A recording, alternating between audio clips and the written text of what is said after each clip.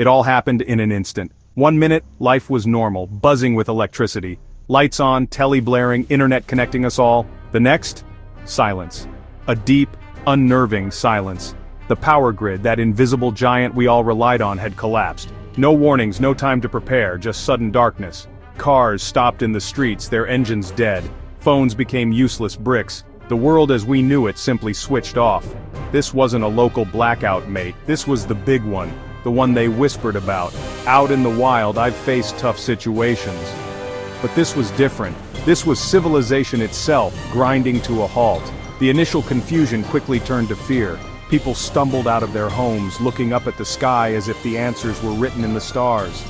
But the stars were hidden by the city glow, now extinguished. Supermarkets, once beacons of plenty, would soon become battlegrounds. Their shelves, full of food reliant on a complex chain of transport and refrigeration, would empty fast. It's a stark reminder, take away the power, and modern life crumbles like a dry biscuit. The first few days were chaos. Without power, water pumps stopped. Now you might think, right, grid's down, let's all become farmers. A noble thought, truly. Back to the land, tilling the soil, just like our ancestors. But hold your horses, because it's not that simple, especially in a crisis. Traditional farming, the kind that feeds billions today, leans heavily on that very grid we've just lost. Think about it. Massive tractors that guzzle diesel, sophisticated irrigation systems powered by electricity, and chemical fertilizers and pesticides that come from complex industrial processes, all gone, vanished. Without modern machinery, you're looking at back-breaking labor. Plowing a field with hand tools? It's incredibly tough and slow. You need good soil too. What if your patch of land is poor, rocky, or contaminated? You can't just pop down to the garden center for bags of compost and soil improvers. And then there's the water. Plants are thirsty. Without electric pumps for irrigation, you're relying on rain, which is famously unreliable. Or you're hauling buckets hour after hour. It's a huge drain on energy you desperately need for other survival tasks. This is where hydroponics comes in, a brilliant way to grow food without soil. Sounds complicated? It's not, I promise you. At its heart, hydroponics is simple. Plants grow with their roots in nutrient-rich water instead of dirt. And the best part? In a world where shops are empty, you can often scrounge the materials you need from what others have thrown away.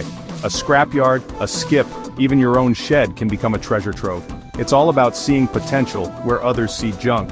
Resourcefulness is key to survival and to building your own food factory. First, you'll need containers for your plants and the water. Think big.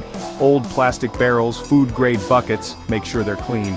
Discarded plastic storage tubs, even old rain gutters can be repurposed. Look for anything that can hold water and give your plant's roots some space.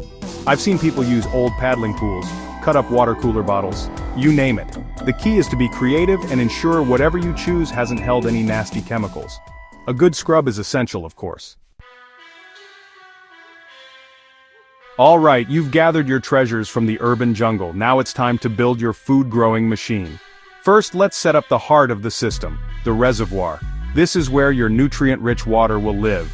An old plastic dustbin, a large storage container, even a cleaned-out water butt will do the trick. Make sure it's opaque if possible, or paint it black to stop algae from growing in your precious nutrient solution. Algae will compete with your plants for food, and we don't want that.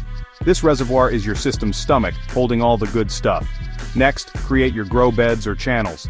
If you've found PVC pipes, drill holes along the top, big enough to hold net pots or small plastic cups with holes in the bottom. These will cradle your plants. Arrange these pipes so they slope gently back towards your reservoir. If you're using shallow trays or gutters, set them up similarly. The idea is to have the water flow through these channels, bathing the roots of your plants. You can stack them vertically too, to save space. A real bonus if you're in a tight spot. Think of it as building apartments for your plants. Now let's get the water moving. Section 5. Nature's Clever Tricks, Sustainable Hacks for a Thriving Garden. Growing food off-grid isn't just about the hardware, it's about working smart with nature. One of the best tricks is aquaponics. This is where you combine hydroponics with aquaculture, raising fish. Get yourself some hardy fish like tilapia. They're tough and grow fast.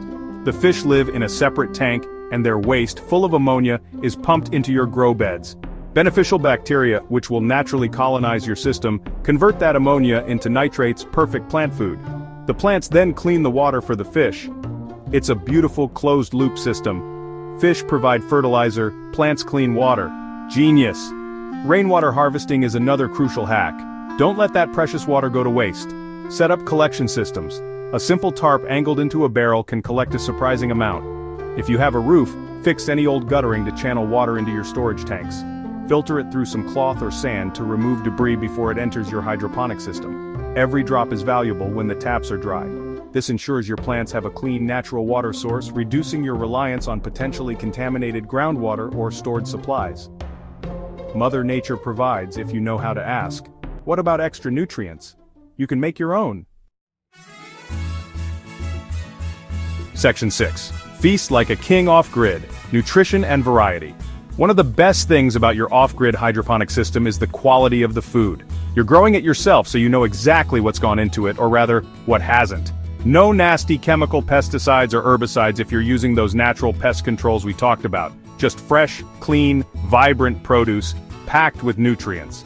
Imagine in a world where fresh food is a distant memory for most, you're harvesting crisp lettuce and juicy tomatoes right from your own setup. That's not just survival, that's thriving, my friend. Leafy greens are your hydroponic superstars. Things like lettuce, spinach, kale, and Swiss chard grow incredibly fast in a hydroponic system. You can be harvesting within weeks of planting seedlings. These greens are packed with vitamins A, C, and K, plus essential minerals like iron and calcium. They provide the fresh crunch and vitality that can be sorely lacking in a diet of stored or foraged foods. A regular supply of fresh greens will boost your immune system and keep your energy levels up, which is vital when you're facing daily challenges.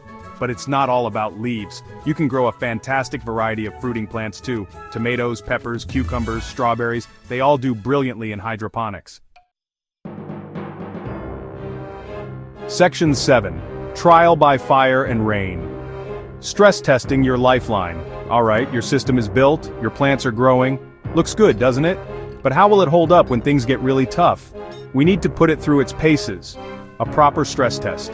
Let's simulate a challenging week, relying solely on this setup for a significant portion of one person's fresh food.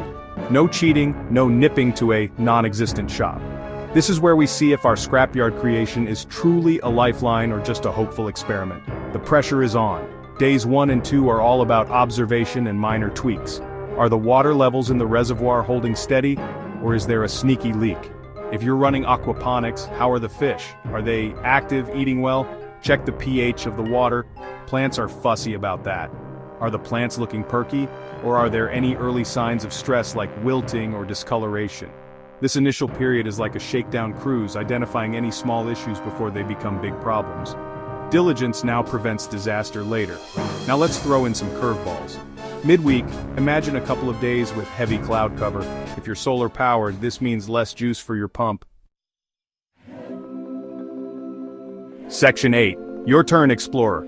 Join the off-grid revolution. So, you've seen how it's done. You've seen that even when the lights go out, you can still create a source of fresh, healthy food from scraps and ingenuity.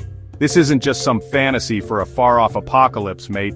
Learning to grow your own food with off-grid hydroponics is an amazing skill to have right now. It's about taking a bit more control over your life, becoming more self-sufficient, and connecting with where your food comes from. It's a journey, an adventure in your own backyard or balcony.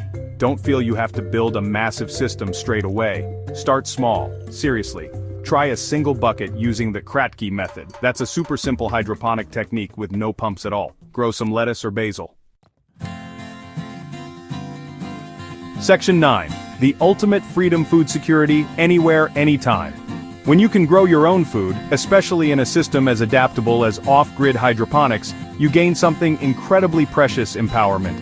It's a profound feeling, knowing that you have the skills and the means to provide for yourself and your loved ones, regardless of what's happening in the wider world. You're not just passively waiting for food to appear on a shelf, you are actively creating it. This knowledge, this capability changes how you see yourself and your place in the world. It's a quiet confidence that's hard to beat. This ability also brings an incredible sense of freedom. Freedom from relying entirely on a complex, fragile global supply chain that can be disrupted by any number of events. Freedom from worrying about empty supermarket shelves or soaring food prices. Your small, self-contained hydroponic farm is your personal food insurance policy. It doesn't matter if you live in a tiny apartment in the city, a suburban house, or a remote cabin in the woods. With a bit of creativity, you can make it work. That's the beauty of it. Food production tailored to your space, your needs. Think about the peace of mind that comes with this. Knowing that, come what may, be it a natural disaster, an economic downturn, or just a personal desire to be more self-reliant, you have a sustainable source of fresh nutrition at your fingertips.